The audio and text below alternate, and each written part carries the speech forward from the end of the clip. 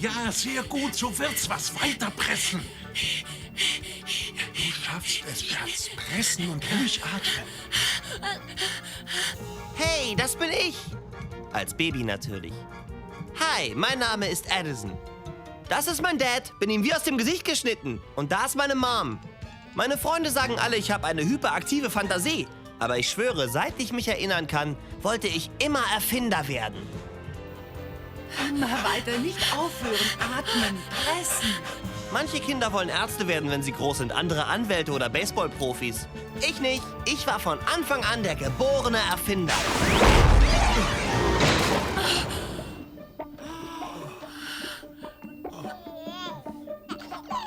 Es ist ein strammer Junge.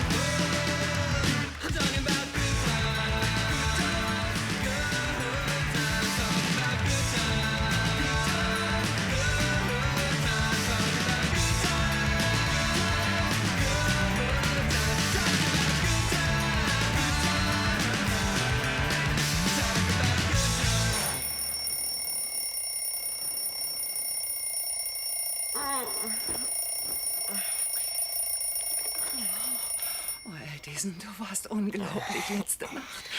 Oh, du wildes Tier. Aufhören. Ich vergehe schon wieder vor Sehnsucht nach dir, Addison. Ich Ich heute Morgen, ihr Süß, und ich will noch schlafen. Kuschelbär. Wieso habe ich euch nur erfunden?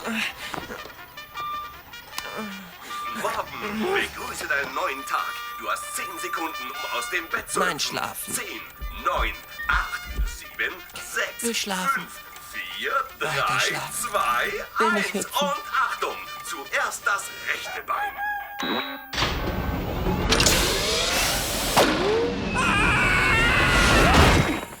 Ich bin wach. Mission Control, es ist ein wundervoller Tag hier draußen im All. Roger 10-4, verstanden, Einser? Mission Control, es sieht gut aus hier oben. Alles toll. Paletti. Roger, verstanden. Wir haben 10 Sekunden, bevor wir die Schleusentüren öffnen. Negativ-Command, an unserer Nähe ist ein Alien. Houston, wir haben ein Problem. Dieses scheußliche Weltraummonster hat gerade 6 meiner Männer verschlungen. Also, das hier ist Ihr Badezimmer und das hier Ihre Küche. Verstanden, Roger! Es ist das Alien! Mission, erklärt Sie, was da oben los ist. Ich verstehe nur Ich bitte Sie, nur keine Sorge. Die Ausräucherung ist bereits veranlasst worden und auch die Sterilisation. Sobald der Mutant weg ist.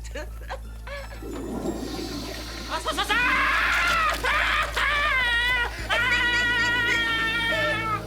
Dies, meine Herrschaften, dies ist die Küche. Sie sah besser aus, als sie noch eine Drogenhöhle war, aber alle Gegenstände sind im Preis inbegriffen. Das Esszimmer. Kommen Sie ins Esszimmer, das wunderschöne Esszimmer.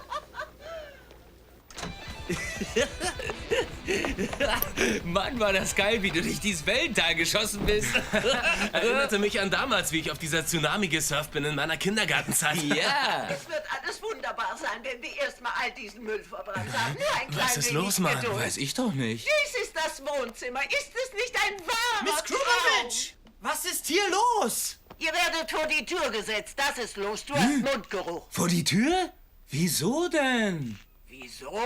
Weil ihr widerlichen, gammelnden, salzwasserverseuchten, nichtsnutzigen, lahmarschigen Scheißschnorrer diese Wohnung schon seit langer Zeit nicht mehr bezahlt. Auch für Kleidung fehlt euch das Geld. Das Entchen das ist hier meiner mal. Meinung. Auf 3. 3. Dankeschön. Hört genau zu, ihr Penner schuldet mir 3 Monatsmieten. Warten Sie! 3 Monate? Das ist total unmöglich. Die spinnt doch. Edison war doch mit der Mietzahlung dran. Ja. Erzähl mir nicht, dass du die Kohle wieder für deine Apparate gebraucht hast. Jungs, es tut mir leid, aber Leute, hört doch erst mal zu. Das ist der 100-Pro-Heuler, der Hammer für die 90er. Das hast du auch über den anatomisch korrekten Pobedecker gesagt. Guck dir das an, Mann. Das ist doch hässlich. Nein, ist es nicht. Das ist perfekt für Nacktstrände. Oh ja, und vergessen wir nicht die Leuchtschmiere fürs Nachtsurfen. Oh ja, die hat uns etwa 2 Monatsmieten gekostet. Ha, aber die Nacht damals war toll, hä? Und vergessen wir nicht den herrlich unhandlichen Ketchup-Helfer. 11 verkauft. 10 an deine Großmutter, wenn ich nicht irre. Ich dachte, sie gefallen euch. Wir sind in sie verliebt, aber der Rest der Welt nicht. Deine Sofort-Reich-Programme liegen kistenweise in der Garage und schimmeln vor sich hin. Ich bin nicht mehr Miss Sonnenschein für euch 3. Ich will meine Mäuse. Jetzt! Ich gehe in den Raubtierkäfig. Mrs. Krubowitsch, hören Sie, wir kennen uns schon ziemlich lang. Wir haben dieses warme, freundliche Verhältnis. Darf ich zu Ihnen Mom sagen? Bäh! Wir lieben Sie. Dieses Liebesgefasel kannst du dir bei mir sparen. Gut, ich werde offen zu Ihnen sein. Wir sind zurzeit in einer negativen Geldflusssituation. Eine Art persönliche Rezession. Aber hey! Wie wär's damit? Eine lebenslange Versorgung mit denen hier. Meine Lieblingserfindung. Eine Schlürftasse mit Heizgerät. Aufgepasst! Das verhindert Frostbirnen. Ist brillant, hä? Wenn ihr nicht bezahlt, und zwar bis Ende des Monats, lass ich eure verfluchten, stinkigen und verwarzten Ärsche auf die Straße setzen. Ist das klar? Ja, Sir. Alles okay? Das war eindeutig. Ja, sie kennt so allerhand Adjektive. Vertraut mir, Jungs, ich habe alles unter Kontrolle. Es hat Monate gebraucht, aber ich habe ein Gespräch bei der Gadget City Company. Sie werden verrückt sein nach meinen Ideen. Was halten Sie davon? Ein Polierföhn für Kahlköpfige. Ich nenne ihn Plattenvibrator. Nächste. Bitte, sagten Sie was? Nächste. Okay, Sekunde, da ist noch mehr. Halten Sie das fest. Sehen Sie her, ein Baseballschläger für Baseballspieler. Sie kauen damit Ihre Eier und konzentrieren sich gleichzeitig auf den Ball, hä? Nächster. Seien Sie unbesorgt, ich hab noch mehr. Nein, ich meinte den nächsten. Und Sie klauen. Raus hier! Ich habe hier noch einen ganzen Haufen. Hab ich auch nur das kleinste bisschen Interesse an einer Ihrer Ideen gezeigt? Nein, ich dachte, Sie wollten mir die Sache erschweren. Hören Sie zu. Ich möchte Ihnen mal etwas erklären. Ja. Ich fürchte, Sie sind kein Gadget City-Material. Sehen Sie, wir beliefern den Familienvater, den Geschäftsreisenden, das normale auf Erden weilende menschliche Wesen. Und offen gesagt, Ihre Erfindungen Ja. sind scheiße. In Ordnung, aber eine will ich noch zeigen, dann verspreche ich auch zu gehen. Hier, ich habe mir das Beste bis zum Schluss aufgehoben. Wenn Sie nicht immer Ungezieferspray bei sich haben wollen, tragen Sie diesen hier, den Ungeziefer-Mörderhut. Keine verflixten Insekten mehr, die Ihr Familienpicknick stören. Und schauen Sie, er wirkt sogar bei Killerbienen. Haha! Fliegt seid frei! Ah! Frei, frei,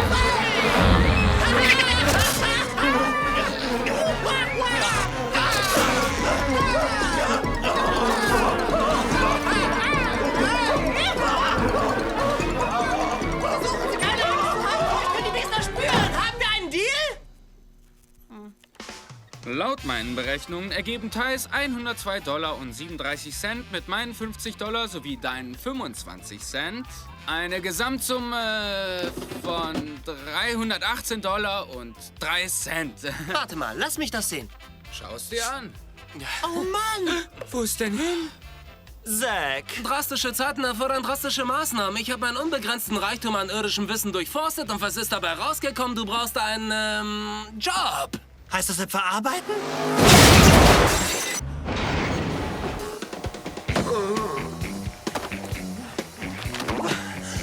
Ich bin nicht gemacht für diese Berufsanfängerposition. Nicht ziehen! Was ist hier denn wieder los? Ich teste das Produkt, Sir. Die neue Lümmeltüte ist ein echter Knüller. Hi, Daddy. Sie sind gefeuert!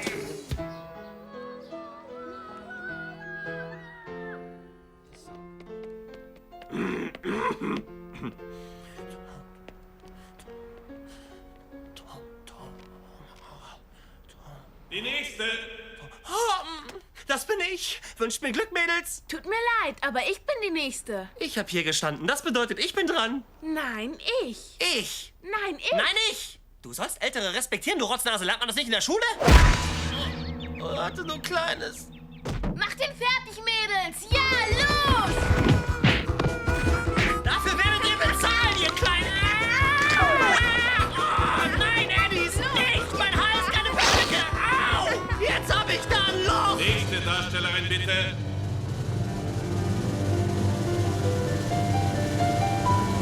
Tomorrow. Nein. Nein. Nein. Es gibt ja tonnenweise Jobs. Der Autopilot ist der Idiot, nicht ich. Der Große ist stabil, Telefonsex vielleicht. Hey, hey, hey. Lass jetzt die Selbstgespräche führen.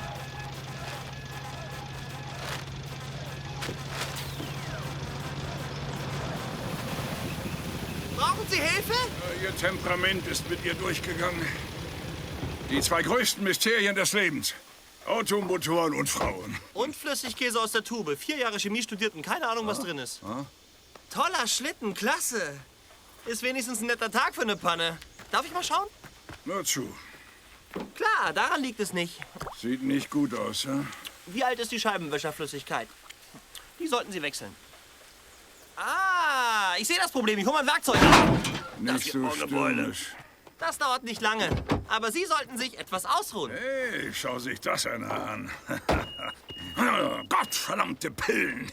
Der Arzt hat mir so viele verschrieben, dass ich mich beim Gehen wie eine Kinderrassel anhöre. Ich habe genau das Richtige, um Sie runterzuspülen.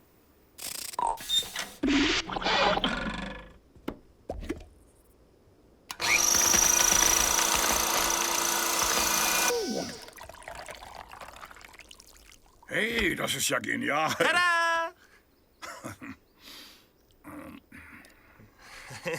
Ja, Nicht gutes übel. Zeug, hä? Du hast ja alle Annehmlichkeiten, die man sich wünschen kann. Und der Alarm in diesem Baby ist ein echter Heuler. Hey, ich danke dir für alles. Ich bin Armand Macmillan. Edison, ich hol mein Werkzeug. Komm raus, Kumpelchen. Raus mit dir, du Kleiner. Was ist das da drauf? Das auch nicht. Was für eine Metallverschwendung. Soll ich dir nicht doch vielleicht helfen? Nein, ich habe alles unter Kontrolle.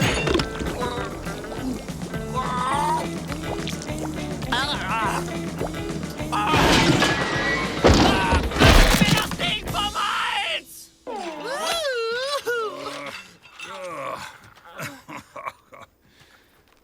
Ist wirklich alles in Ordnung? Ja, ich glaube, meine Eier sind wieder am alten Platz.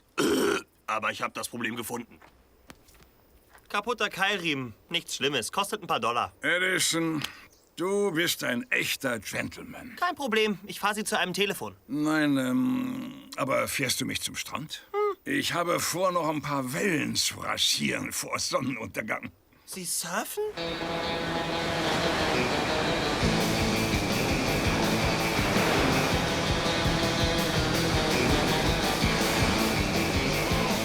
Das ist klasse, Mann! Drück auf die Tube, Armin! Yeah! Armin, schauen Sie! Ohne Hände! Edison, pass auf die Felsen auf! Oh! Keine Sorge, ich habe eine Notbremse!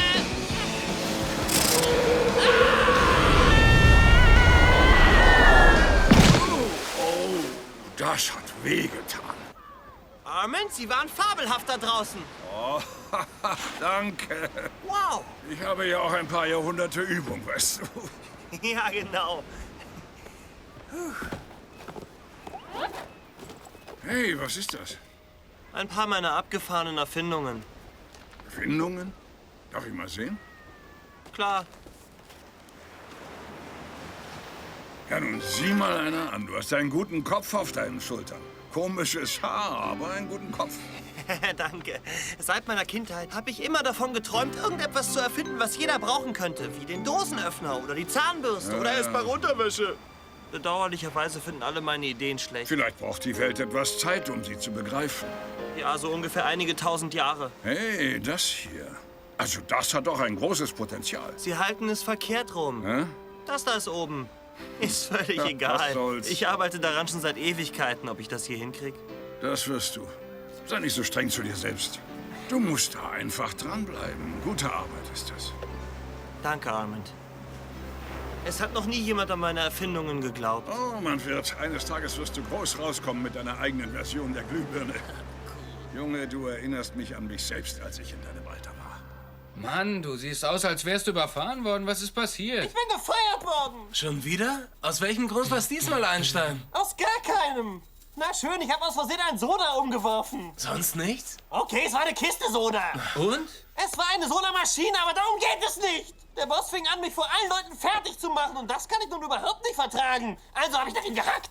Tja, danach wurde es ziemlich hässlich. Er warf eine Faust, ich warf einen Flügel, bald lag überall Keulen und Brüste rum. Kein hübscher Anblick. Was könnte sonst noch schiefgehen? Telegramm. Geht's gut?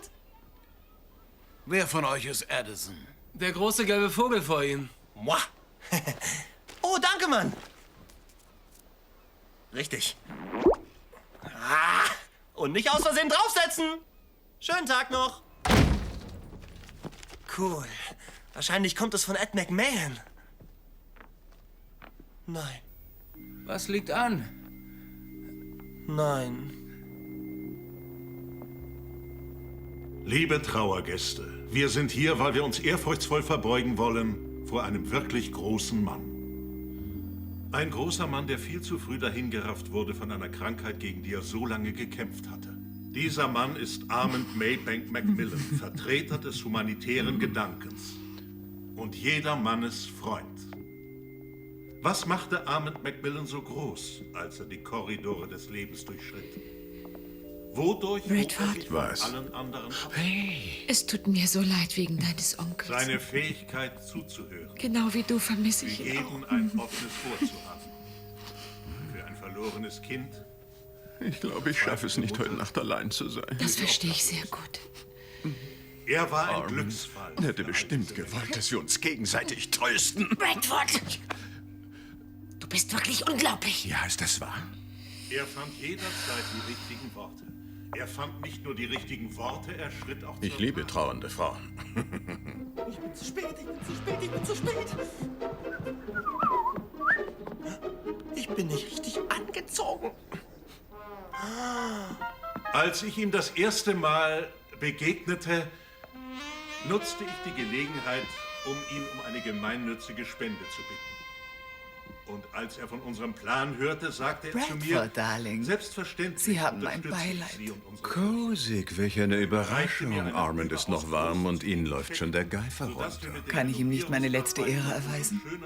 Sie und Ihr Team von Geiern kreisen doch nicht in den Lüften, wenn Sie nicht irgendwas wollen. Na, nun machen Sie sich doch nicht gleich in die Hose.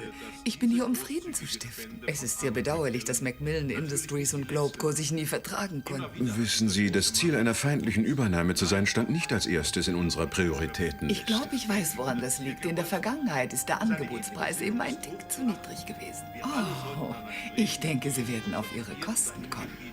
ein Vorbild für unsere Verhaltensweise. Weiter. Ich bock mir deine Krawatte, okay? Blinzle, wenn du es nicht willst. Okay, klasse. 4 Jahre bei den Pfadfindern und ich habe noch nie so einen Knoten gesehen. Zwing mich nicht dazu, grob zu werden. Die Farbe der Krawatte passt sowieso nicht zu deinem blutleeren Gesicht. Los, komm schon, gib sie her! Gib mir die Krawatte! Wir alle haben so unsere eigenen Wege, uns zu verabschieden. Spielt eure Karten richtig, Freunde. Und ihr geht spazieren mit satten 30 Millionen. 30 Millionen? Selbstverständlich alles unter der Voraussetzung, dass Ihr Onkel Ihnen sein Aktienkapital hinterlässt. Ich bin sein einziger lebender Verwandter und Katzen hatte er nicht. Die Sache ist geritzt. Bingo. Nein, uns allen wird er fehlen. Wir betrauern Ich seinen liebe Tod. Frauen, die nicht trauern, noch mehr. Es ist meine große Hoffnung, dass Armand Macmillan für immer in unserem Gedächtnis bleibt. Durch diese ewige Flamme. Hey, entschuldigt bitte, ich bin etwas zu spät dran. Die ewige Flamme! Ich habe alles unter Kontrolle, keine Panik! Oh mein Gott! Keine Panik, ich hab's gleich! Houston, wir haben ein Problem!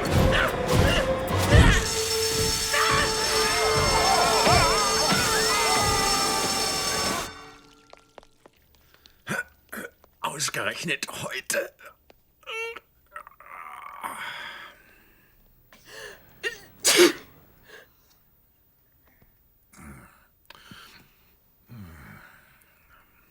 Kekse? Nein, das ist Armands Asche. Oh, die ist schwer, Mann. Hey, Armand. Irgendwie sahst du mal besser aus. Entschuldige, dass ich nicht beim Abschiedsgrillfest war. Hey, wollen Sie auch was sagen?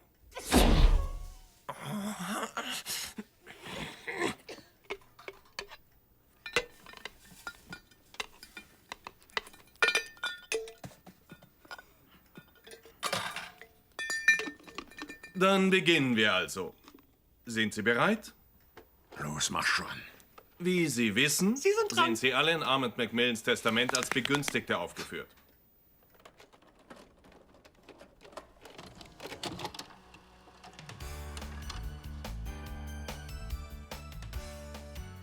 Hallo zusammen. Hey, Wenn ihr dies das ist jetzt seht, Armand. habe ich vermutlich schon ins Gras gebissen. Nun, ich, Armand Macmillan, gesund und bei klarem Verstand, verfüge hiermit Folgendes.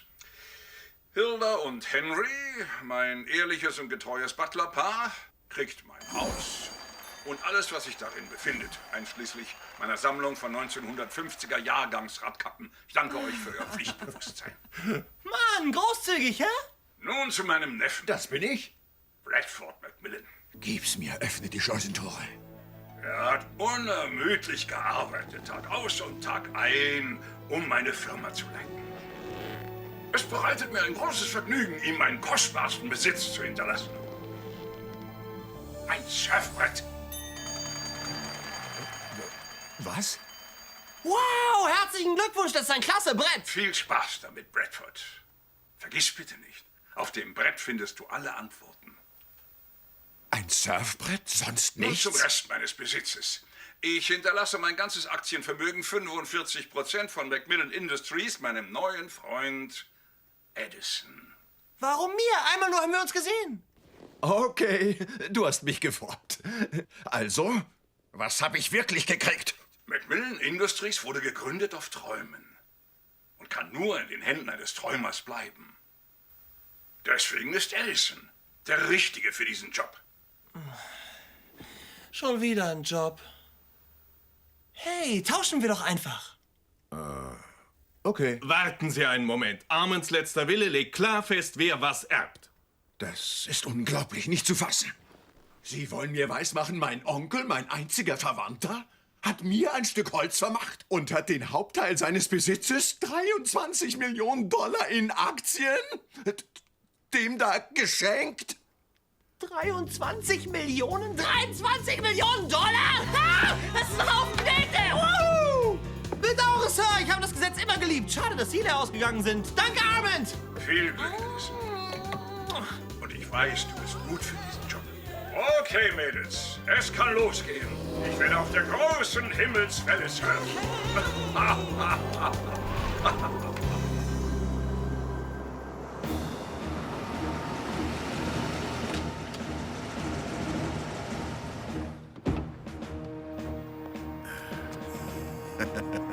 Mein Baby.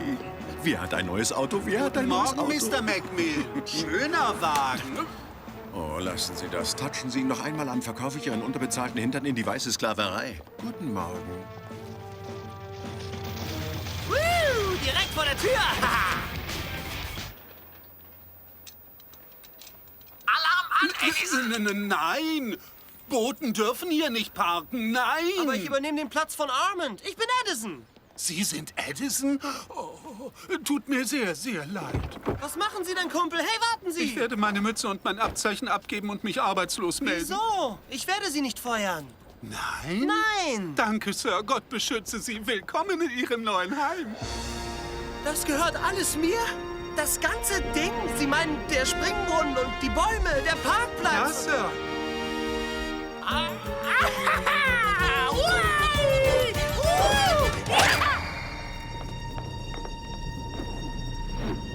Ich krieg ihn, ich krieg ihn, ich krieg ihn. Ich hab ihn nicht gekriegt. Ich stecke in Schwierigkeiten. Oh. Bitte, bitte. Ob er es sieht? Hey, sieh sich das einer an. Okay, Sie befinden sich hier. Sitzungssaal, Sitzungssaal, Sitzungssaal, Sitzungssaal. Halten Sie die Tür auf, bitte. Danke. Sitzungssaal des Vorstands, bitte. Danke. Oh. Ich glaub's nicht, sie hat gepupst. Unsere erste Gruppenfahrt nach oben. Oh. Ach komm, Sie geben Sie es doch zu. Leuchte mir hell. Wieso sind Lieder immer so traurig?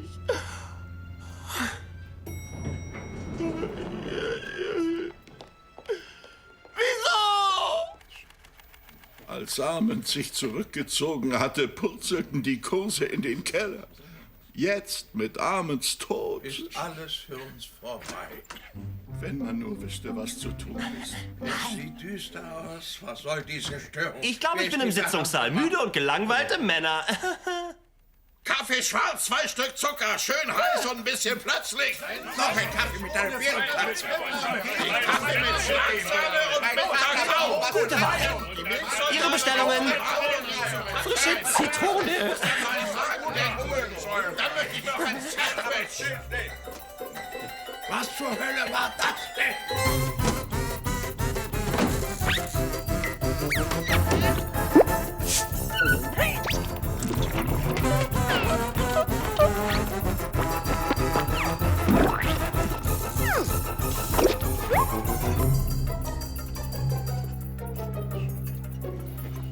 Hier ist Ihr Kaffee. Becher koffeinfrei mit Banane. Aufwachen! Kleiner Obstteller. Wir haben ein Croissant. Klingt ulkig. Croissant! Und in teuerstem Porzellan doppelter Espresso. Sie sind ein völlig Verrückter. Und zum guten Schluss haben wir... Jupp, Eismokka. Sind Sie der neue Azubi? Eigentlich habe ich die Firma geerbt. Er ist Edison? Das ist doch nicht zu glauben. In Sommersprossen und Fleisch. Ja, dürfen wir ihn endlich Ich bitte vielmals um Entschuldigung. Wir hatten ja keine Ahnung. Oh, das ist cool. Die meisten verwechseln mich mit Fabio. Wir werden doch alle zusammen arbeiten, richtig? Spielen wir jetzt erstmal ein kleines Interaktionsspiel. Jemand was dagegen? Was sagen Sie dazu? Nun korrigieren Sie mich, wenn ich mich irre, Darling. Aber ich dachte, Ihre Erbschaft sei todsicher. Ich weiß, ich hätte meinen Onkel schon vor Jahren festnageln sollen. Ich habe inzwischen mit meinen Anwälten das Testament auf Herz und Nieren geprüft. Und? Der alte Furz hat festgelegt, dass wenn der Aktienkurs auf unter 20 pro Stück sinkt, Edison alles verliert und ich alles kriege. Ich kann aber nicht so lange warten, bis der Kurs um 30 Punkte fällt. Er trifft sich in diesem Moment mit dem Aufsichtsrat. Die werden ihn als Direktor niemals akzeptieren. Ich überrede die mit Links zum Verkauf. Ich wette $1. Diese alten Tiger werden ihn auf Knien rutschen lassen, während wir hier sprechen. Nicht an meinen Fuß dahin! Nicht das Fuß Wer von euch hat mein Portemonnaie geklaut? Rechter Fuß geht!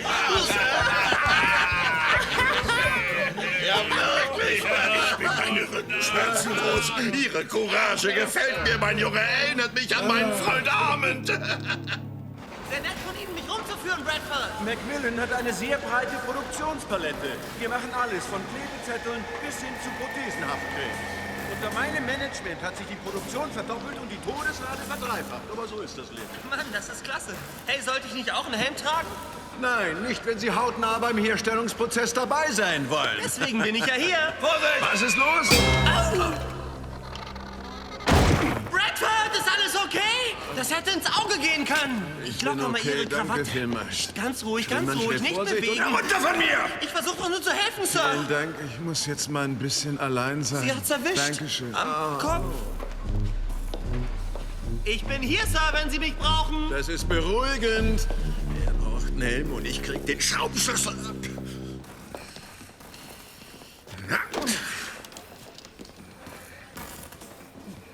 Bradford? Nur einen Moment. Mr. Granger will mit dir sprechen. Bin ganz Ohr. Oh, Klebezettel, da sind sie ja. Ich liebe diese Dinger.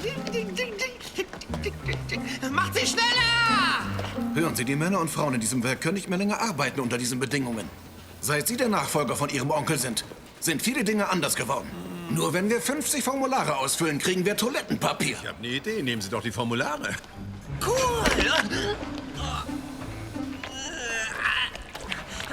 So wird man aber kein leuchtendes Vorbild für die Arbeiter. Na, klasse! Toller Platz für Schilder. Unsere Pausen sind von Ihnen gekürzt worden. Sie haben uns die Krankheitstage gestrichen. Was zur Hölle ist hier eigentlich los? Es ist wahr, Bradford, die Produktionsvorgaben sind viel zu hoch. Du kannst nicht die Arbeitsbedingungen zugunsten der Produktivität opfern. Wir wollen bessere Arbeitsbedingungen. Wir wollen Kuschelräume mit Sofas zum Ausruhen. Guten Morgen. Was macht ihr da eigentlich? Ich klebe fest. Ich glaube, ich stecke in Schwierigkeiten. Ihnen geht's doch nur um die allmächtigen Dollar, hä?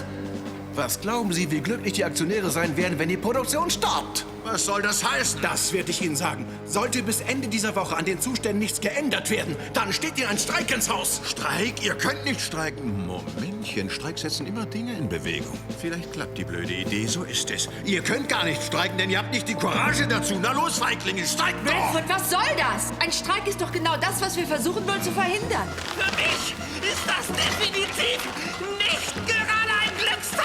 Ich wusste ja, wir vergeuden unsere Zeit mit diesem Blöde-Jan. Ich will den Vorsitzenden sprechen. Den neuen, und zwar sofort. Na gut, ich bringe Sie hin. Hilfe, ich werde angegriffen!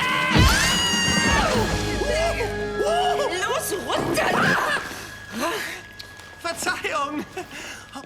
Hey, Sie kenne ich doch von der Trauerfeier. Erinnern Sie sich an mich? Die ewige Flamme. Hey. Freunde und Kollegen, es ist mir ein großes Vergnügen, euch Edison vorzustellen. Unseren neuen Vorsitzenden. So ein Quatsch. Oh ja.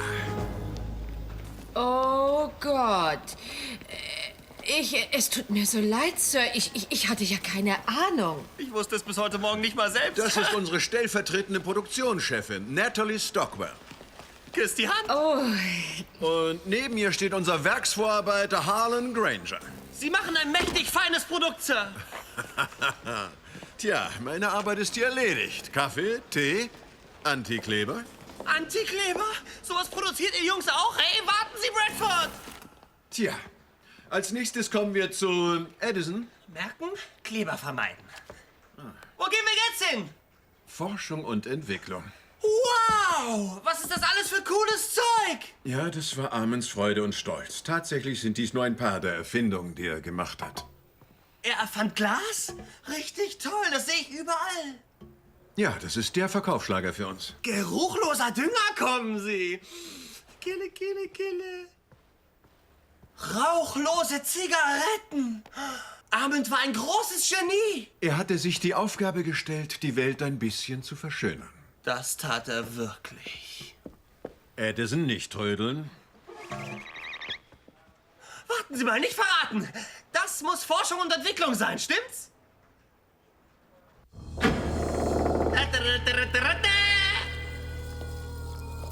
Sind wir hier richtig?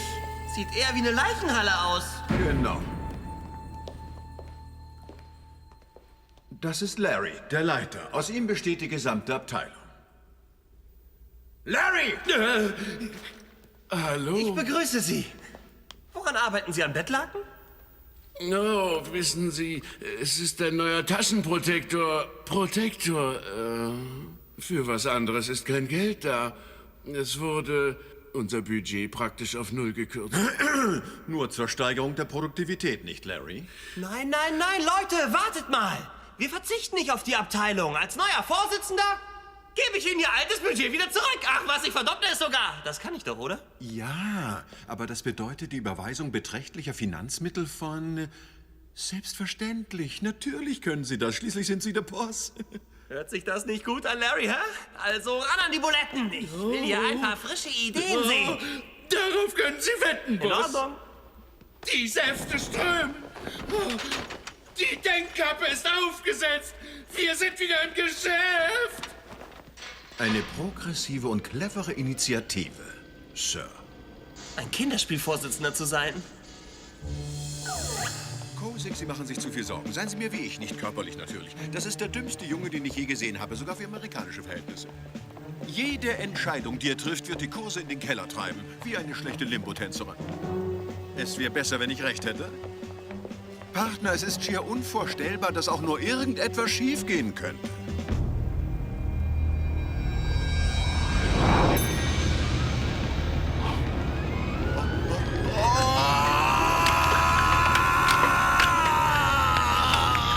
Ich rufe Sie zurück. Hey Mann, mal eine Frage. Bezahlen die dich auch für deinen großen neuen Job? Nicht direkt. Ich krieg erst was in 2 Wochen. 2 Wochen? 2? Das wäre ja ein Rekord für dich. Dann wird das mit unserer reizenden Vermieterin aber ziemlich eng. Versprich mir, dass du diese Sache nicht versaust, Mann, Edo. Oh, ich werde gar nichts versauen. Hab doch mal ein bisschen Vertrauen. Da! Burger gefällig?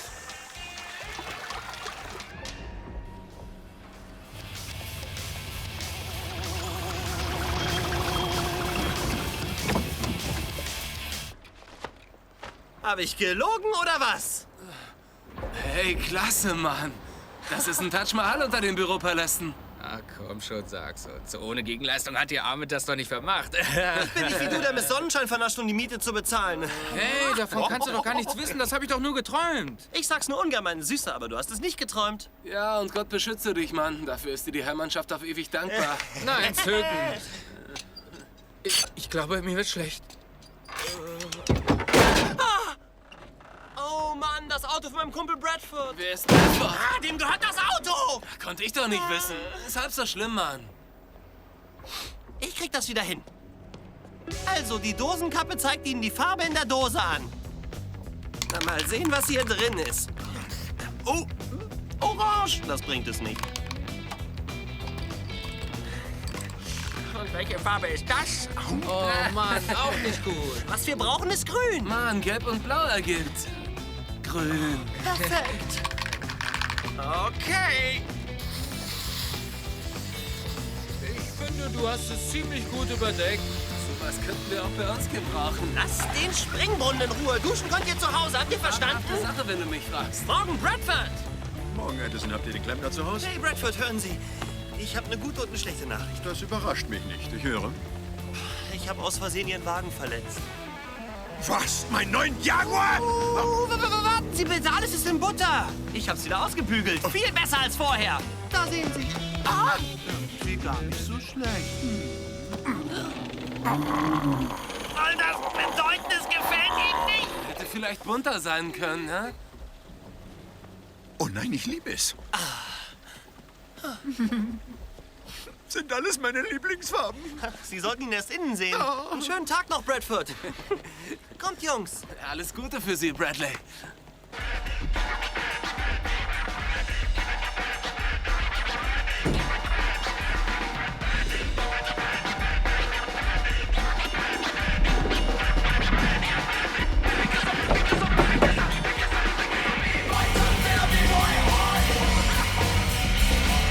Baby, kennen Sie die Faxnummer vom Weißen Haus? Wir haben ein kleines Geschenk für die.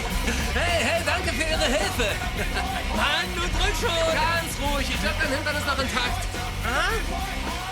Ob wir $8 Millionen in ein neues Laserspritzguss-System investieren? Da muss ich erst mal meinen Berater konsultieren. Warten Sie eine Sekunde. Also, Sie haben Glück. Die Zeichen deuten eindeutig auf Ja. Okay, bis bald. Na, wie sieht's aus? Bestens. Sie gewöhnen sich an das Leben in der Chefetage, wie ich sehe. Ich hab inzwischen langsam raus, wie der Hase läuft. Oh. Na Jungs, das ist Natalie. Sie arbeitet hier auch als, irgendwas. Das ist Teil und das ist der. Unfair, das geht nicht. Du hast Tanja vergrößert. Mann, das ist genetisch. Also, was führt Sie hierher? Sie haben den Beat gehört und konnten nicht widerstehen. Der kribbelt. Tut mir leid. Tut mir leid. Verzeihung. Tut mir leid. Dies sind meine Analyseberichte über die Beschwerden der Arbeiter. Ich habe die Kosten verglichen. Was kostet uns mehr, Nachgeben oder Streik? Sie wollen vielleicht vor der heutigen Besprechung noch mal reinschauen. Besprechung. Wiedersehen. Oh, ich liebe Besprechungen. Darf ich auch dabei sein? Sie leiten die Besprechung. Das wusste ich. Ja. Ich muss jetzt wirklich gehen. Nein, nein, nein, wozu die Eile? Kommen Sie, schnuppern Sie die Pizza! Hier! Nein. Wissen Sie, es gibt hier tatsächlich auch einige, die arbeiten. Autsch, aber deshalb den anderen gegenüber keine Feindschaft. Hören Sie, vielleicht lief unser Start ein bisschen dumm. Wir alle hier sind doch reife Erwachsene, richtig? Die wieder runter! Gewisse Dinge regeln sich beim Essen, denke ich, so gut wie von allein. Dann eine Runde Minigolf, gefolgt von ein paar Betthüpfern in ihrer Wohnung. Eine altmodische Übernachtung mit frischen Brötchen. Ja! Yeah! Was sagen Sie dazu? 8 Uhr? Ja? Oh. Da wird wohl eher die Hölle zufrieren. Nein, warten Sie! Mal sehen, wer gewinnt! Verlass dich nicht drauf. An der Börse wurden die Macmillan-Aktien heute mit einem Kurs von $55 gehandelt, sind aber jetzt auf 49 abgerutscht. Tendenz weiterhin fallend. Ursache dafür ist das Gerücht über einen möglichen Streik bei der Gesellschaft. Na, wer da wohl was durchsickern lassen? Schuldig im Sinne der Anklage, Euer Ehren! Ein Streik? Wieso? Wieso? Weil Ihr kleines Memo mit den Lohnkürzungen, als wir eine Erhöhung wollten, der letzte Strohhalm war. Selbst Bradford wäre nicht so tief gesunken. Ich Löhne gekürzt? Wann ist das passiert? Nun, Sie haben das Forschungs- und Entwicklungsbudget verdoppelt. Irgendwoher mussten wir das Geld ja nehmen. Was ist mit unseren Beschwerden? Haben Sie überhaupt in die Liste einmal reingeschaut? Welche Beschwerden? Diese Beschwerden. Oh mein Gott! Ihr arbeitet am Tag 8 Stunden? Kein Wunder, dass ihr streikt. Werden hier nun Maßnahmen ergriffen oder nicht? Ignorieren Sie ihn. Zeigen Sie ihm, wer der Boss ist. Er liebt den Kosenamen Pummel. Hören Sie, Sie kriegen Zeit bis morgen Nachmittag 3 Uhr. Dann steht alles still, dann streiken wir. Ist das klar? Wieso guckt ihr so blöd? Ich arbeite hier nur. Sie allein sind verantwortlich für die Jobs von über 2000 Menschen. Es wäre nett, wenn Sie nur so tun könnten, als würden Sie Ihre Lage verstehen. Wie können Menschen bloß so viele Dinge fordern? Wer Armand nur hier, der wüsste, was zu tun ist. Edison, es ist Zeit, dass Nein, Mädels, nein, ich muss arbeiten. Nein, aufhören! Kriegt ihr euren Rand denn gar nicht voll?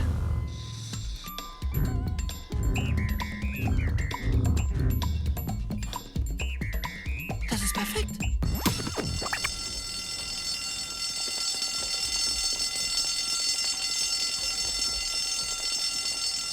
Wo ist denn das Feuer? Ich rieche überhaupt keinen Rauch. Um Zeit kommt Rauch. Ist das ein großartiger Tag oder was? Hey, was ist mit den Budgetkürzungen? Ja, sagen Sie uns Und das. wie steht's mit dem Rest unserer Forderungen? Ja, genau. Ganz recht. Nach sorgfältiger, nein, sorgfältigster Prüfung habe ich entschieden, dass ich euch zurzeit keine Erhöhung gewähren kann. Tut mir leid. Aber Das ist ja wieder ich typisch. biete euch etwas Besseres an. Ha! Ein Anteil an der Firma. Was bedeutet, jedes Mal, wenn es Macmillan gut geht, wird jeder einzelne von euch auch davon profitieren. Siehst du, die Junge hat was drauf. Hätte mir auch einfallen können. Hört zu, ich weiß, das Arbeiten hier war ein ziemlicher Mist in letzter Zeit. Euer brandneuer Vorstandsvorsitzender erklärt hiermit von nun an jeden Mittwochnachmittag zum Luau-Mittwoch. Das ist doch was! Super! Ja, ist der Sonnenkönig! Wir gehen an den Start!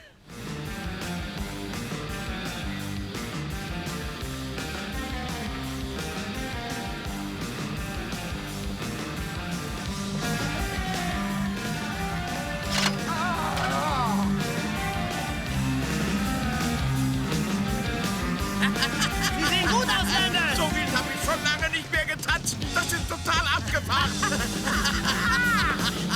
Hey, Mr. Bradford, kriegen wir unser Mal zurück?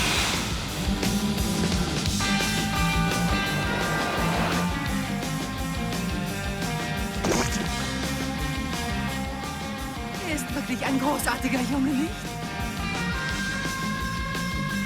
Naja, Entweder das oder wahnsinnig verrückt geisteskrank. Aufgepasst! Los geht's,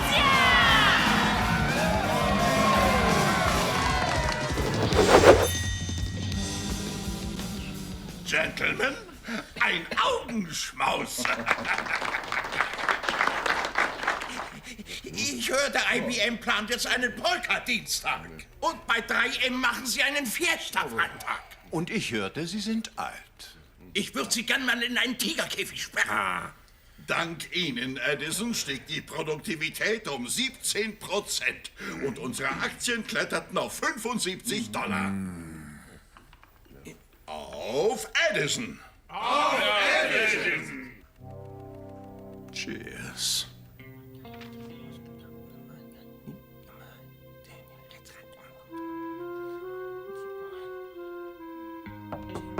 Kommen Sie rein. Hi. Hi, geht's Ihnen gut?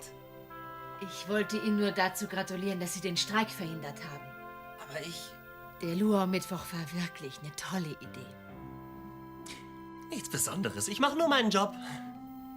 Ja. Wie schön. Man sieht sich. Ja, okay. Bis dann. Wiedersehen. Ja, ja! Siehst du, Armin, sie findet mich gar nicht so schlecht. Oh, ich brauche einen größeren Becher.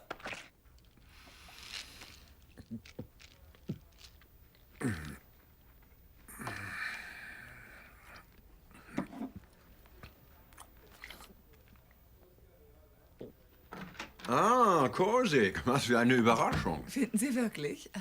Könnten Sie mir vielleicht mal erklären, was zur Hölle hier los ist? Die Aktienkurse sind so hoch wie nie. Der kleine Idiot hat nur etwas Anfängerglück. Wenden Sie das Glück dieses kleinen Idioten zum Schlechten. Tun Sie, was immer Sie tun müssen, Bradford. Sie haben bis Ende des Monats. Und dann? Dann verschwende ich mein Vermögen. Neben anderen Sachen. Woanders. Verstanden? Also frisch ans Werk. Okay, Kumpel, jetzt reicht's.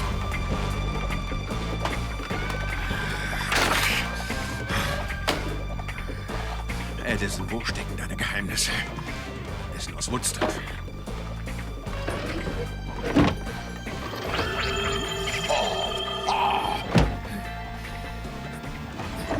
Hey, was ist das hier? Leuchtschmiere, Ungeziefermörderhut. Edison ist nicht der Einzige hier mit aufgeweckten Ideen. Wow, wie heißen die? Die PAH, praktikable Ausflugshose. Passen Sie auf, sind für diese endlosen Autofahrten, wo man keine Zeit zum Aufenthalt hat. Dazu das passende RKH. Was ist das? Reisekrankheitshemd. Ich darf demonstrieren. Oh, wirklich beeindruckend, Larry. Das RKH? Nein, die Menge, die Sie so auf Anhieb erbrechen können. Lassen Sie mich raten. Schweinerippchen? Die hatte ich gestern. Langsamer Stoffwechsel, verstehen Sie? Edison, ich habe eine Überraschung für Sie. Eine Überraschung? Ich liebe Überraschungen. Wie finde ich denn das? Ich habe ein Verlangen nach Schweinerippchen.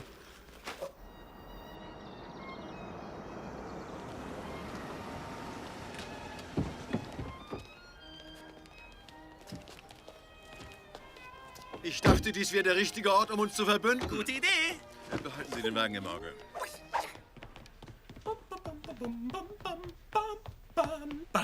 Sind Sie bereit? Sie tragen einen Rock. Bei meinen Beinen kann ich mir das auch erlauben. Für einen schlanken Jungen wie Sie haben Sie wirklich... Gehen Sie und wechseln Sie die Kleidung! Spielverderber! Keine Sorge, da Sie zum ersten Mal spielen, werde ich nicht volle Kraft geben. So ein Quatsch, Bradford, kommen Sie! Ich bin das reinste Naturtalent! Du hast es so gewollt, Freundchen. Was soll denn das?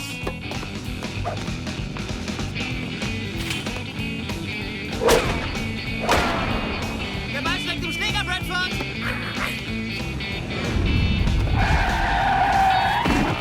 sind ein richtiges Ass. Ich krieg ihn!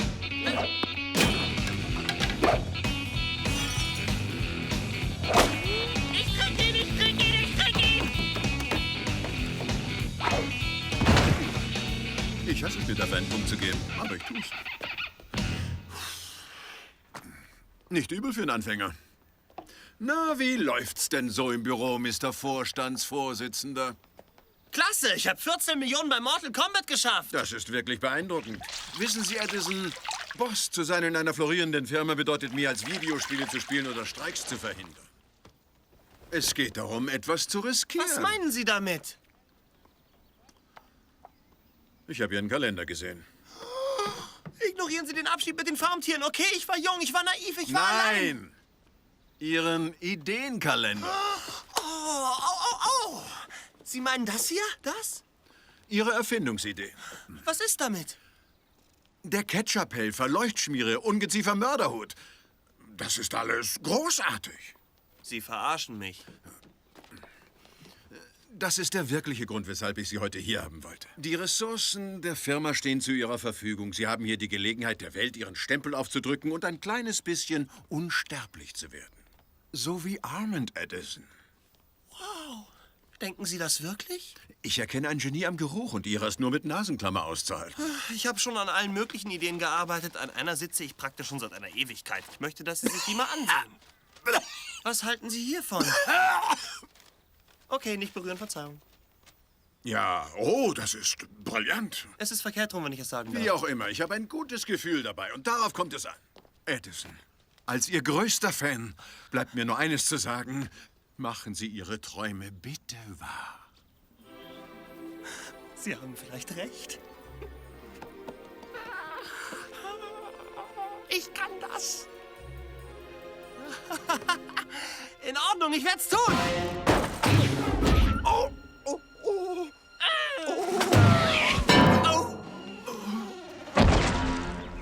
Bradford, au! Alles okay? Da haben wir alle schon mal einen hingekriegt. Höllenqualen. Ich hol Hilfe. Nicht bewegen. Achten Sie auf meinen Schläger. Arbeitet hier irgendeiner? Wir brauchen nämlich Hilfe! Dazu bin ich da.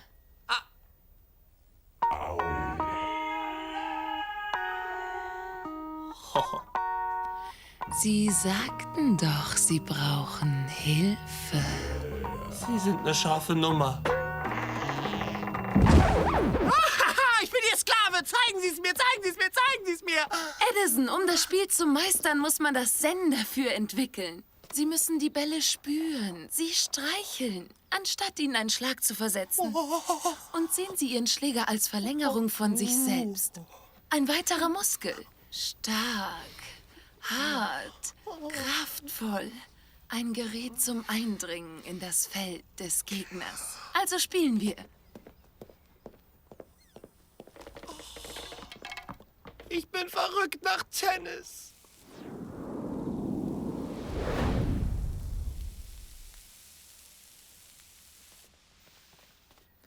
Oh, Sie haben mich ganz schön geschafft. Ich hoffe, ich darf Ihnen bald eine weitere Lektion erteilen. Wo muss ich unterschreiben? Sie sind kein Mitglied bei uns? Klar bin ich Mitglied. Wieso würde ich mich sonst wohl so anziehen? Ich und mein Freund Bradford. Bradford! Scheiße!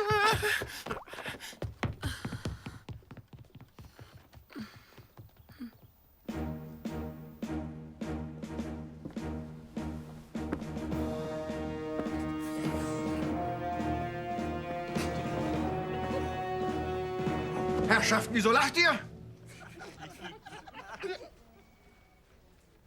Sagt schon! Ich liebe es zu lachen! Könnt ihr nicht irgendwas kopieren?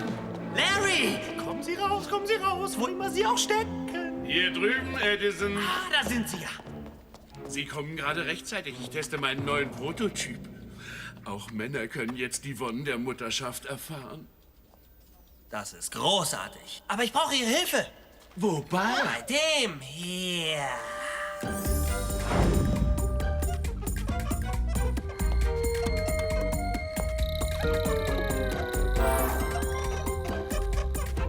Fertig, Edison? Fertig, Larry. Oh.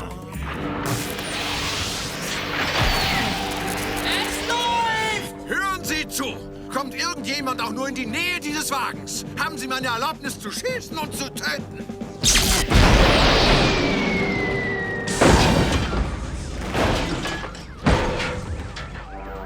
Edison.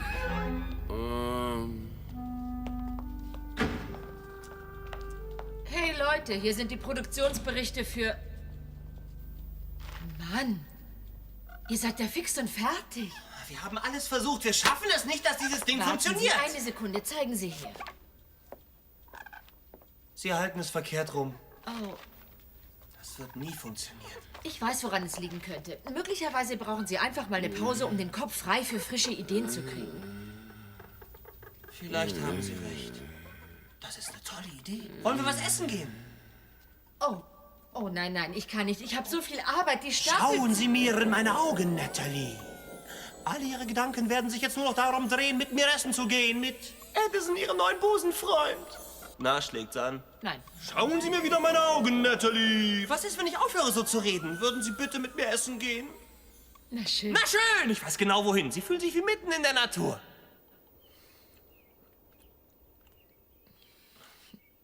Es ist nett hier. Ich sagte doch, das Plättchen ist toll. Wollen Sie noch ein paar extra knusprige junge Lady? Oh nein, danke. Sind Sie sicher, wir dürfen das hier? Ganz sicher, solange man sich an die Regeln hält. Dich bewegen.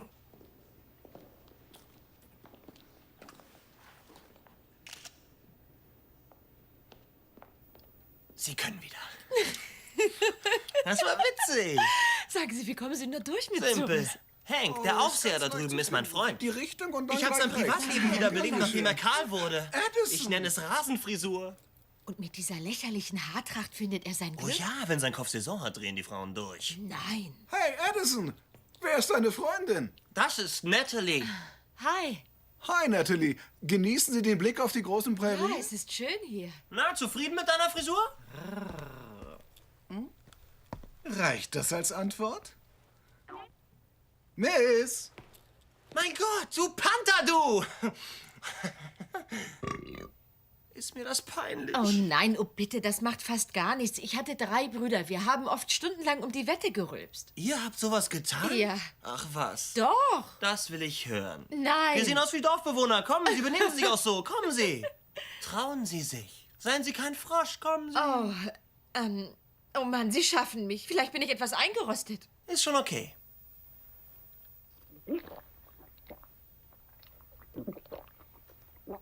Wow, wollen Sie was zu trinken?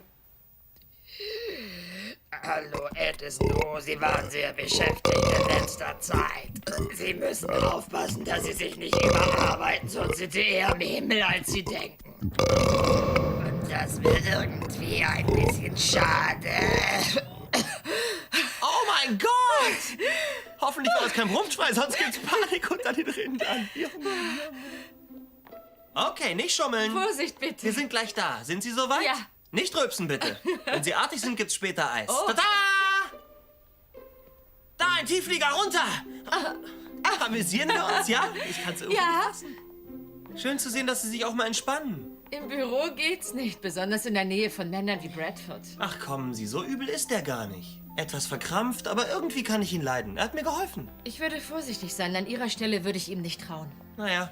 Hey, da, Cornelius Treble, Mr. U-Boot. Und da ist Jethro Tull. Nicht die Band, er hat die Bohrinsel erfunden. Na, fantastisch. Aber können Sie mir auch sagen, wer der ist? Also, das ist leicht. Alexander Graham Bell. Ohne ihn hätten wir heute nicht die Telefonseelsorge. Hey, ich bin erstaunt, dass Sie das alles wissen. Ich war so lange in Arminds Nähe, das hat natürlich ein bisschen abgefärbt. Was ist mit Ihnen? Wollten Sie immer schon Erfinder werden? Oh ja, schon als Kinder haben wir Spion gespielt. Alle wollten immer James Bond sein. Mein Name ist Bond, James Bond. Ich liebe Frauen geschüttelt, nicht gerührt. Naja, ich wollte immer Q sein, der Typ mit den coolen Waffen. Ja. Es war immer mein Traum, etwas zu erfinden, was eines Tages an diesem Ort seinen Platz finden würde. Jetzt weiß ich, wieso Armand ihn die Firma vererbt hat. Wirklich? Was ist das? Herzlichen Dank. Das dient zum Erschaffen von Monstern. Nein, hier veranschaulicht man statische Elektrizität. Schauen Sie, was passiert, wenn Sie Ihre Hände drauflegen. Sehen Sie Ihr Haar? Sehen Sie Ihr Haar? Meins steht auch in die Höhe, hä? richtig aufregend. Ich bin froh, dass wir hergegangen sind. Bin ich auch. Sagen Sie, bringen Sie alle Mädchen hierher? Nein. Sie sind die Erste. Ehrlich? Oh.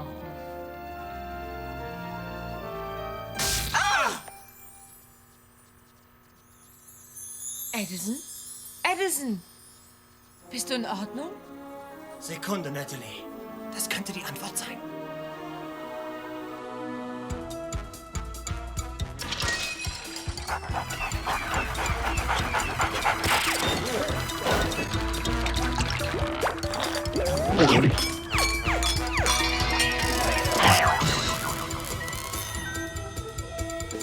Ja, das ist es! Ich hab's endlich! Yippie! Ich hab's! Du bist meine Glücksfee! Ich muss ins Labor. Ich wusste, ich habe was vergessen. Komm! Ladies and Gentlemen, auf einem meiner Höhenflüge hatte ich die Idee, etwas zu erfinden, was jeder gebrauchen könnte. Und heute ist es Realität. Also, ohne lange Vorrede. Tada! Der Apparat, der die Welt erschüttern wird! Ein Fernsehmenü?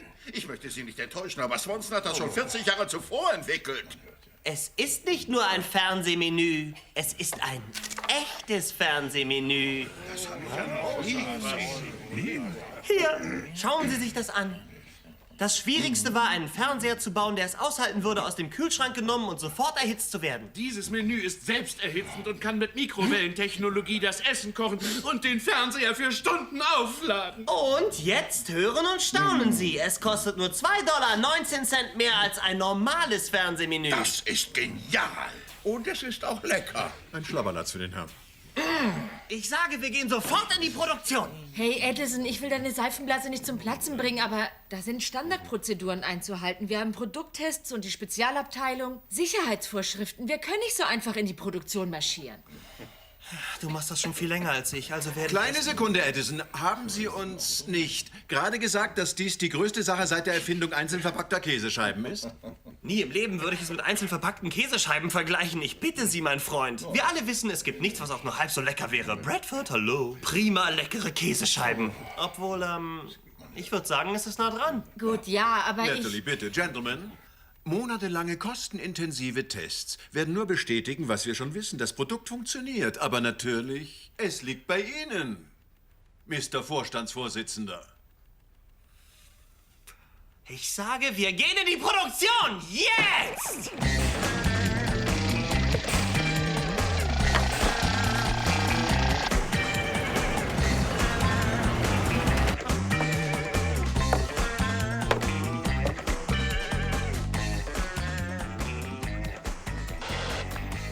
Ein kleiner Schritt für mich, ein Riesensprung für die Menschheit.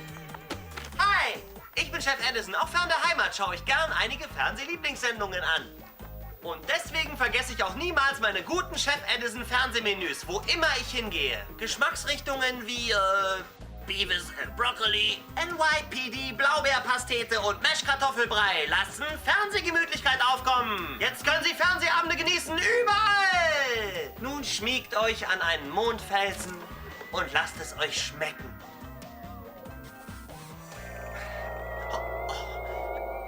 Wenn ihr es einfangen könnt. Ja, da hinten muss es sein. Ich muss Aua! Jetzt weg! Das ist eine Unverschämtheit! Los, schnell! Nach rechts sind Sie weg!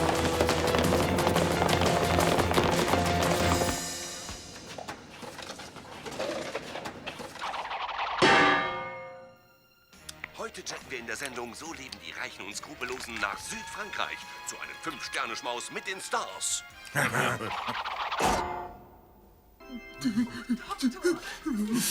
Ich habe eine gute und eine schlechte Nachricht. Ihr Onkel wird leben. Aber er wird nie wieder abwaschen können. Willkommen ins Bett. Gleich, wenn diese Wiederholung von Gefahrenfürsten vorbei ist. Nascht doch nicht wieder heimlich, oder? Nein, Schatz. Hier beseitigen Sie die Beweisstücke.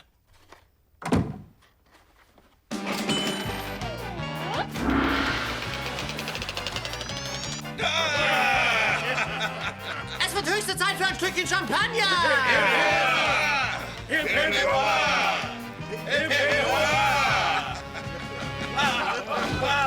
Es ist wie Weihnachten ohne Geschenkpapier. Miete für ein ganzes Jahr bezahlt. Na, zufrieden? Was sagen Sie, Miss K.? Macht noch einmal Probleme. Und ihr perversen Surfläuse sitzt auf der Straße. Ich warne euch.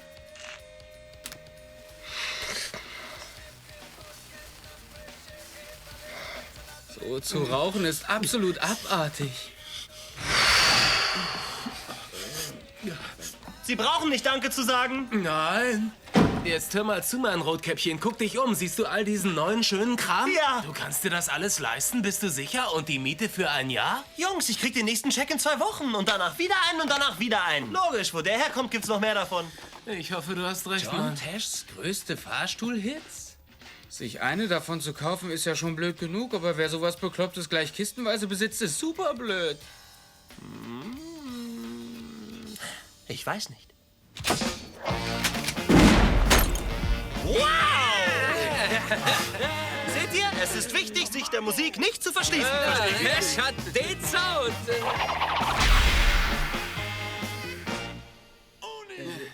Mann. Ich konnte mich nicht entscheiden zwischen einer Kegelbahn und einer Limousine. Also habe ich einfach beides genommen.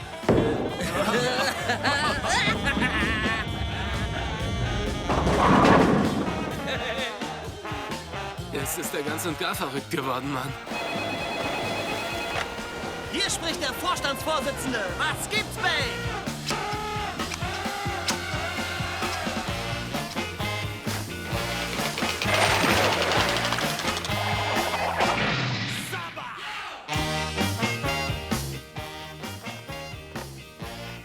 Ich schau dir in die Augen.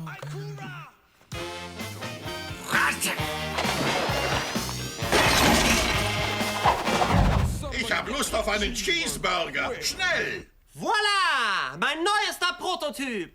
Ein Hemd? Nur ein Hemd ist es ganz sicher nicht, denke Da ich. denken Sie richtig, Natalie. Es ist ein biothermischer, elektroneurosensibler Wahrheitsfindungsmesser. Übersetzt das einer für uns? Es ist ein Lügendetektorhemd oder wie wir gerne sagen, bescheiß nicht Hemd. Mit Larrys Genialität und natürlich meinem Gespür für Mode wird es garantiert ein Riesenrenner. Nur zu, Leute. Stellt Larry ein paar Fragen. Larry, haben Sie je Büroutensilien aus der Firma mitgehen lassen? Nein. Ist kaum zu glauben, aber er sagt die Wahrheit. Können Sie über diese Streck die Hand aus und berühre jemand Spots im Fernsehen weinen? Nein.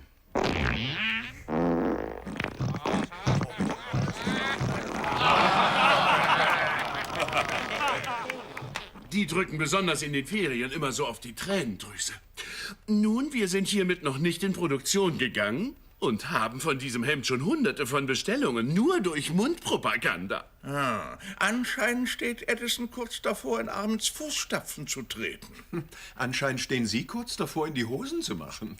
Ach, Sie können mich doch mal, Sie Stinkstiefel. Oh, ich glaube, Sie haben mal wieder das große Los gezogen, Eddie. Ach, das ist doch gar nichts. Ihr haltet das für brillant. Es gibt noch viel bessere Sachen in diesem Buch. Hört mal zu. Wenn der kleine Einstein noch leben würde, könnte er noch einiges lernen von moi. Komm her, Baby. Das ist die Königin der Hämorrhoiden. Euch verfluchten, nichtsnutzigen, stinkenden, schwachsinnigen Eierköpfen ist gekündigt! Wieso? Die Miete haben wir bezahlt. Ja. Clowns Mistcheck ist geplatzt! Ich könnte euch parasitäre Hinterwäldler dafür einbuchten lassen! Ich wusste, Edison gibt zu viel Geld aus für seine Extravaganzen. Ich wollte es ihm gerade selbst verklickern. Miss K., ich bin sicher, das war alles bloß aus Versehen. Ich weiß, Edison holt uns einen neuen Scheck. Hä? Ist das ein neues Hauskleid? Ich will meine Moneten! Meine Geduld ist zu Ende! Heute Cash! Oder ihr schleimscheißrigen Wiesel schlaft unter der Brücke! Ich würde sagen, sie war ein bisschen sauer. Bedauere, er hat gesagt, Sie müssten um einen Termin nachfragen. Was? Hey, dafür haben wir aber keine Zeit mehr, Ma'am. Blödsinn. Seit wann ist er zu beschäftigt für seine Freunde? Es ist ganz wichtig. Wir müssen ihn jetzt sprechen. Er hat mich beauftragt, nicht eine Menschenseele vorzulassen. Hey, hören Sie... Lass es, Mann. Vergiss ihn einfach. Los, raus hier. Wissen Sie eigentlich, wen Sie vor sich haben? Chef Edison, berühmter Erfinder, geliebt von Millionen. Haben wir's? Gut, langsam kommen wir voran. Ist mir doch egal, in der Anzeige steht über 30 Minuten und sie ist kostenlos. Und? Es waren über 30 Minuten. Den zu finden, das ist eine weiße Limousine. Dafür gibt's immer ordentlich Trinkgeld. Hey, kommen Sie zurück! Nicht leicht heutzutage einen guten Service zu finden. Edison, ich halte es für nötig, dass wir mal reden. Ich finde, du lässt dir deinen Erfolg zu sehr zu Kopfe steigen. Unser erster Streit, wie romantisch. Ich meine es ernst. Was So soll kannst das? du nicht einfach mit Menschen aber inzwischen sehr umstrittenen Chef Edison Fernsehmenüs. Es wurde jetzt gegen ihn eine 500 Millionen $ Schadensersatzklage erhoben. Live bei uns im Studio ist heute Morgen Mr. Angelo Alosi. Danke, Mark. Bei meiner Fülle an Terminen nehme ich häufig meine Mahlzeiten im Flugzeug ein. Also gewöhnte ich mich an den Verzehr der Chef Edison Fernsehmenüs 10, 12, sogar 15 Mal die Woche. Aber eine Tatsache hat Macmillan Industries uns Konsumenten verschwiegen. Ihr kleiner, mikrowellenbetriebener Bildschirm gibt 1000 Mal mehr Strahlung von sich als ein normaler Fernseher. Das ist gelogen. Ich habe das Ding selbst erfunden. Ich habe früher gearbeitet. Lobbyist für die Nuklearindustrie. Wer stellt mich jetzt noch an? Hä? Licht! Ich bin ein wandelndes Nachtlicht. Meine Karriere ist vorbei. Danke, Edison. So eine Gemeinheit. Der Kurs ist in der letzten Stunde um 18 Punkte gesunken. Er befindet sich im freien Fall. Was sollen wir nun tun? Frag doch unseren Edison. Er wollte, dass das Produkt sofort in die Produktion geht. Ja, aber diese ganze Geschichte war einfach ein Zufall. Der Mann hat geglüht wie eine Leuchtrakete, Edison. Wie erklären Sie sich das? Ich kann's nicht erklären, aber ich verspreche, es ist bloß vorübergehend. Ihre Ignoranz hat ihre Anziehungskraft verloren. Verstehen Sie denn nicht? Die Öffentlichkeit verliert nicht nur das Vertrauen in das Produkt, sondern auch das Vertrauen in Macmillan Industries. Und dieses ganze Unglück wäre vermeidbar gewesen, hätte man das Produkt vorher getestet. Wozu Miss Stockwell ja auch geraten hatte. Ist es nicht so, Natalie? Ja, Und aber nun sind aufgrund ihrer frechen und unverantwortlichen Führung die Zukunft der Firma und die Jobs von Tausenden von arbeitenden Menschen auf tragische Art und Weise gefährdet. Ich denke, wir sollten einen neuen Vorsitzenden wählen, einen kompetenten Mann. Ein Mann, der gesund ist. Bradford, das können Sie nicht tun. Ach nein?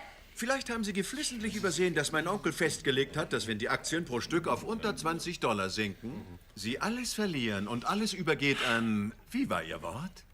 Moi. Und ohne Zweifel passiert moi. Warten Sie mal, so ungefähr jetzt.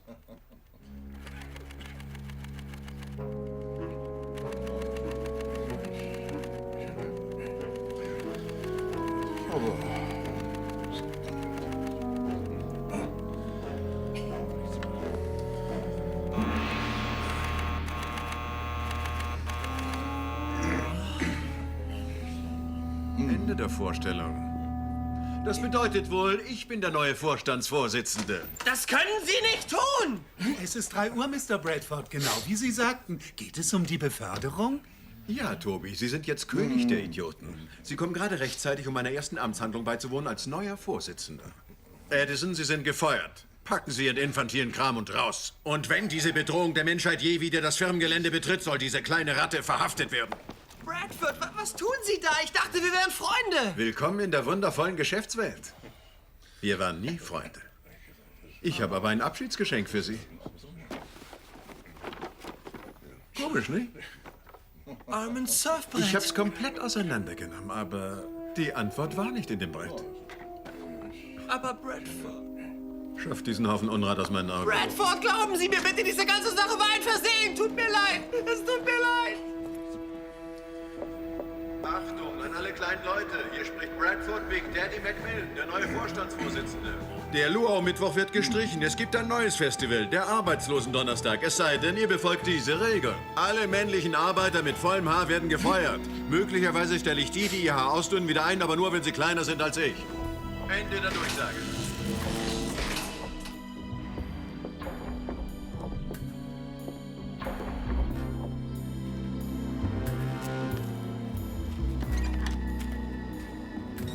Was ist passiert? Rausgeflogen? Oh nein, sag mir, dass das nicht wahr ist. Mein Surfbrett, der Dinosaurier, die Papplandschaft. Wo ist das alles hin? Nein. Oh. Was habe ich getan?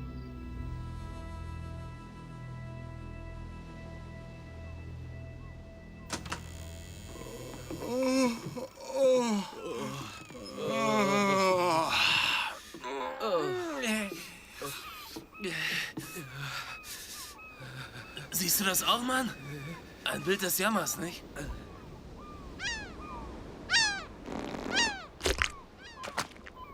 Ist er tot? Nein. Ergreift sie! Hey, Jungs. Spitzenmäßigen Morgen. Mister, ich kann mir alles in der Welt kaufen und habe außerdem für die Miete noch genug Geld. Und sag nicht, wir hätten nicht versucht, dich zu warnen. Das weiß ich doch. Und es tut mir leid mit dem geplatzten Scheck und dem Strandhaus. In Ordnung? Weißt du, die Hausarbeit habe ich sowieso gehasst. Wischst du dir jetzt endlich die Vogelscheiße ab und kommst das frühstücken, oder was? Und ihr seid wirklich nicht wütend? Wenn du was erfindest, was diese Rettungsschwimmerhütte beheizt, ist alles in Ordnung. Es war heute Nacht so kalt da drin, dass ich dachte, meine Eier seien Schneebälle. Ich glaube, meine Erfindertage sind vorbei, Jungs. Sie haben schon mehr als genug Probleme verursacht. Hey, das war dein Ideenbuch! Ja, ich weiß. Bradford, ich wünschte, du würdest über den Verkauf noch mal nachdenken. Denk du lieber mal über ein Rendezvous nach. Bradford, denk an die vielen arbeitslosen Menschen und deren Familien. Danke, heilige Johanna. Sentimental werde ich höchstens bei Dein Onkel Bilanz. hat dies alles aufgebaut. Ich sag dir was, jede Generation hinterlässt nun mal ihren Stempel. Seiner war es, die Firma aufzubauen. Meiner ist es, sie zu zerstören. Mann, ich schnall es immer noch nicht. Nicht so schnell. Das ergibt einfach keinen Sinn. Guckt euch diesen Kerl an. Dieses Fernsehmenü habe ich selbst entworfen, wenn ich es euch doch sage. Da ist einfach nicht genug Strahlung, als dass jemand wie ein wandelndes Nachtlicht aussehen könnte. Ich hatte früher ein Nachtlicht. Ich hatte früher auch ein Haus. Wir glauben dir, mein kosmischer Freund. Aber wie kannst du dagegen kämpfen? Mann, außerdem, in einer halben Stunde ist das nicht mehr dein Problem. Das löst sich alles von selbst. Obdachlosigkeit kann ziemlich auf den Geist gehen. Ich rasiere jetzt mal ein paar Wellen. Seid ihr dabei? Warum nicht? Ja.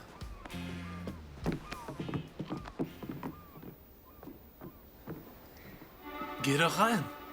Stimmt was nicht? Wartet mal.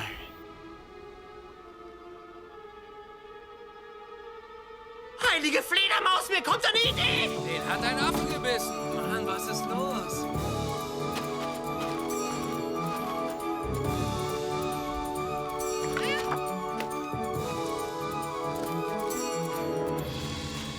Meine Leuchtschmierenformel ist weg. Ich habe Ihren Kalender gesehen. Sie sind ein Naturtalent. Netter Versuch, aber ich bin's wieder. In dieser Rückblende bin ich wichtiger als Sie. Ich habe deinen Kalender gesehen, du weißt schon. Deine Erfindung. Ketchup-Helfer, Ungeziefer-Mörderhut. Leuchtschmiere. Die sind großartig.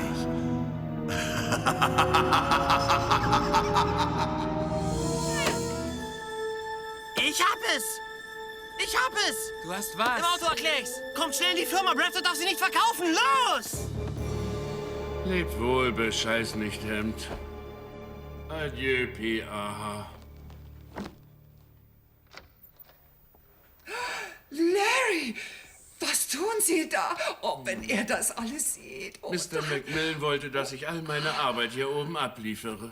Nochmal runter zu Forschung und Entwicklung. Dann hat er alles. Larry, Sie werden Ärger bekommen. Was er Sie sagt, können ist doch mir nicht- zu diesem Zeitpunkt ziemlich wurscht. Hinten habe ich keine Augen. Tut mir wirklich leid. Schon gut, es war keine Absicht. Und nun, raus, Sie sind gefeuert. Ja, ist hier nicht sowieso das große Abservieren? Was? Ja, ich sage es nur so lieben gern. Raus, Sie sind gefeuert! Die alten Methoden sind die besten. Mr. Macmillan, ich wollte nur sagen, dass Miss Kosick und die Vorstandsmitglieder jetzt alle da sind. Sie wissen, was das bedeutet? Wir gehen in den Endsieg. Halten Sie mal. Ich muss das Hemd wechseln. Sagen Sie ihnen, ich bin in 2 Minuten oben. Und dann... Raus hier, Sie sind auch gefeuert! Heulsuse.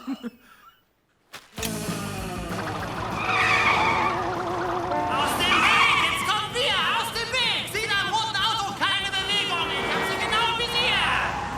Diese Crash-Test-Puppenmasken waren eine tolle Idee. Woher wusstest du, dass es funktioniert? Erfahrung!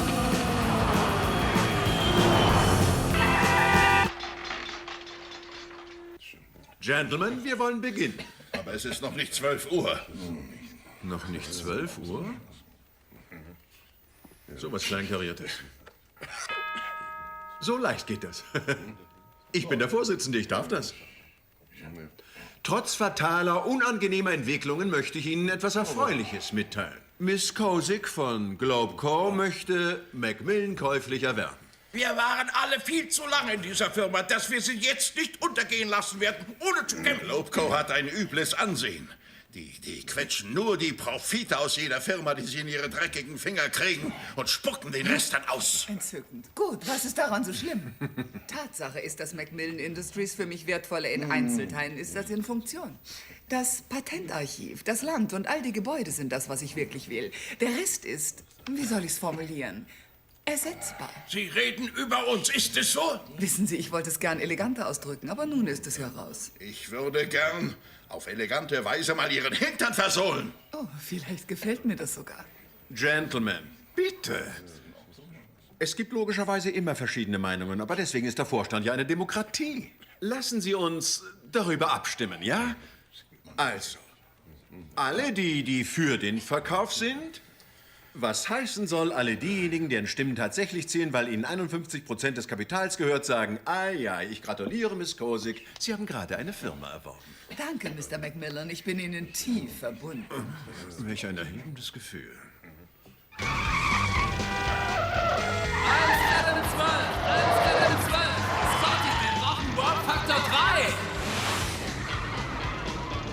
Wir holen aus der Kiste raus, was wir können, Captain. Oh Mann, jetzt sind wir erledigt. Geht's nicht weiter? Edison bleibt heiter. Wow, das ist cool. Das ist wirklich cool. Dass ich das doch mal benutzen würde. Dann betrachten wir doch mal die Situation, Jungs. Das ist unser Problem da vorne. Wartet eine Sekunde, einen Moment. Passt auf, Jungs.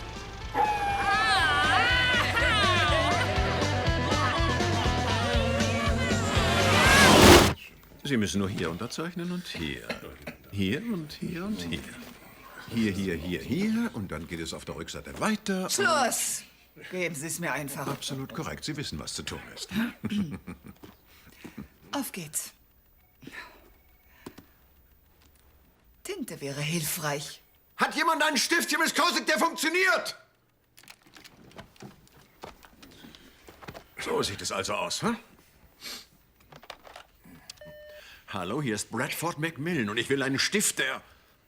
Bradford Macmillan. Und ich brauche ein... B-R-A... Ich bin der Vorstandsvorsitzende und ich brauche einen Stift, der funktioniert.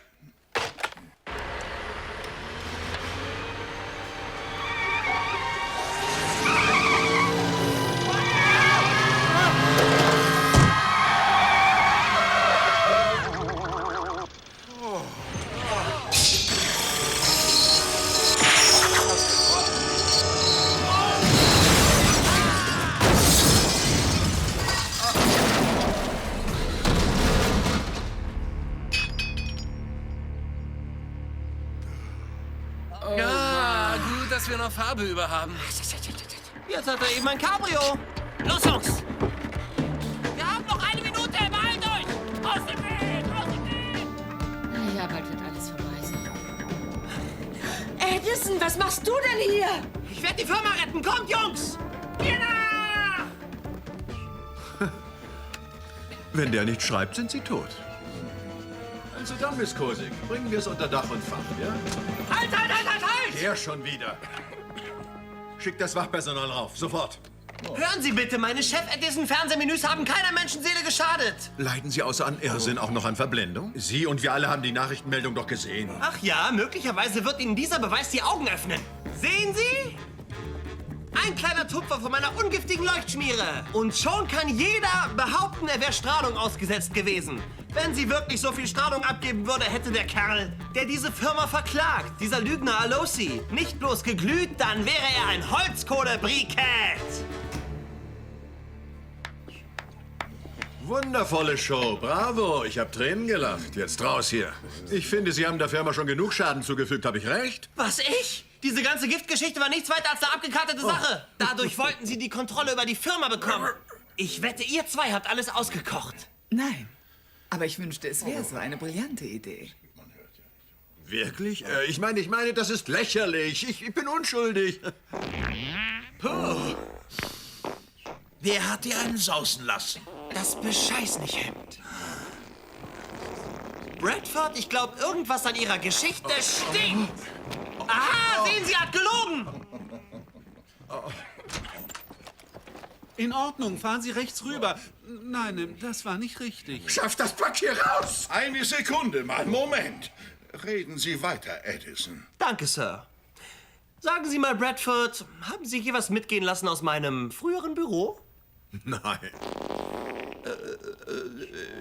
Da ist es schon wieder. Sie haben meine Formel für die Leuchtschmiere gestohlen. Unsinn, davon habe ich noch nie was gehört. Und dieses Glühwürmchen war ein Betrüger, den Sie angeheuert hatten, stimmt doch? Nein, von mir ist noch nie jemand angeheuert worden. Mann, oh Mann. Nur weil diese Erbschaft nicht an Sie ging, wollten Sie einfach Ihren Onkel verraten und jeden, der für diese Firma arbeitet?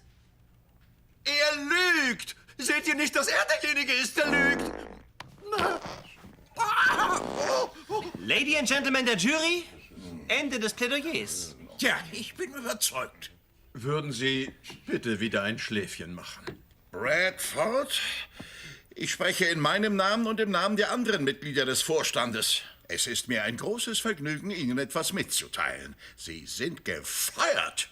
Hier kann mich niemand feuern, aber ich kann Sie feuern, denn noch gehören mir 51% der Anteile. Nicht, wenn die Sicherheits- und Wechselkommission von ihrem Schwindel hört. Ich glaube, 10 bis 20 Jahre sind für sowas eingeplant. Ah, aufgrund welcher Beweise? Ich würde liebend gern als Zeugin auftreten. Gut, weil ich nämlich... Was? Gegen einen Prozentsatz vom Bruttoerlös, versteht sich. Dieses Bescheißnichthemd ist Millionen wert. Ich würde Ihnen gern helfen, Bradford aus dem Verkehr zu ziehen, wenn Sie mich beteiligen. Josie, der Handel steht. Rufen Sie mich an wegen des Depots. Aber es war von Anfang an Kosiks Idee. Ich bin nur der Sündenbock hier. Halten Sie die Klappe, Bradford. Wachdienst? Los, führen Sie ihn ab. Schafft den Ekel hier raus. Mit Vergnügen. Sekunde! Es tut mir leid. Warten Sie! Derartiges kommt nie wieder vor. Loslassen! Haben Sie vielleicht... Los ihm nach, beeilt euch!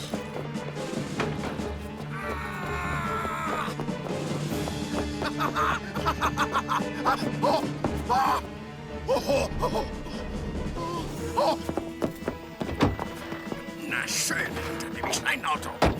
Er entwischt uns. Da wäre ich aber gar nicht so sicher. Wie fährt sowas? Das hättest du nicht tun sollen. Jetzt steckst du in Schwierigkeiten. Oh, tatsächlich?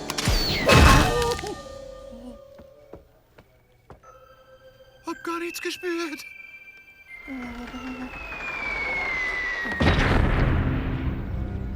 Ah, ich nenne es Knüppelfuß, weil Diebstahl sich nicht bezahlt macht. Es tut nur höllisch weh.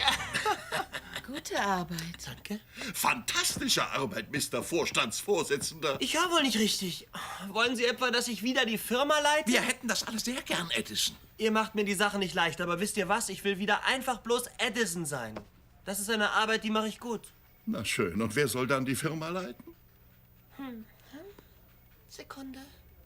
Wie wär's mit Natalie? Ich? Klar, ich kenne keinen, der besser geeignet wäre. Alle, die dafür sind, sagen Ei. Ei. Oh, danke. Ich weiß nicht, was ich sagen soll. Was ist mit dir? Was wirst du jetzt tun?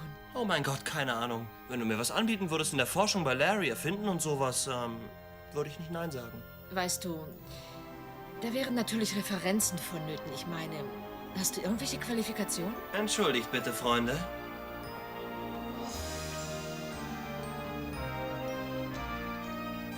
Wird das reichen? Nicht übel. Irgendwelche besonderen Fähigkeiten? Besondere Fähigkeiten. Was ist mit der Nichtverbrüderungsklausel, hä? Das gefällt mir, Mann. Wenn die nicht gleich atmen, ersticken die doch.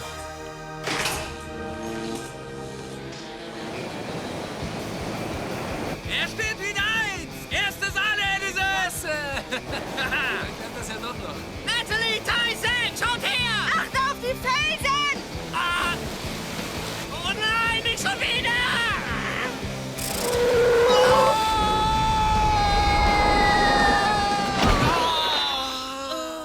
Edison!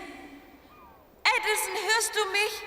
Antworte doch Alles bitte. in Ordnung, Kumpel? Wie viele Finger sind das? Kannst du sie zählen? Kannst du sie sehen? Das war richtig cool.